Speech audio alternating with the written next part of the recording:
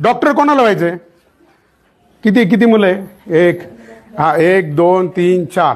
माननीय शिक्षण मंत्री दीपक केसरकर साहेब, मला तुम्हाला ह्या गोष्टीकडे लक्ष असं वेधायचं आहे. आता या मुलांना जर डॉक्टर व्हायचं असेल ना, तर यांच्या बापाच्या खिशामध्ये फी भरायला 1 कोटी रुपये खिशात पाहिजे.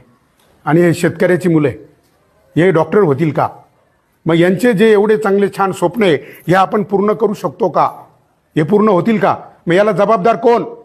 म्हणून मी या माध्यमातून माननीय मुख्यमंत्री साहेब, माननीय शिक्षण मंत्री साहेब, तुम्हाला हात जोडून विनंती करतो की आमच्या प्रत्येक तालुक्यामध्ये, प्रत्येक जिल्ह्यामध्ये एक वैद्यकीय महाविद्यालय उभं करा.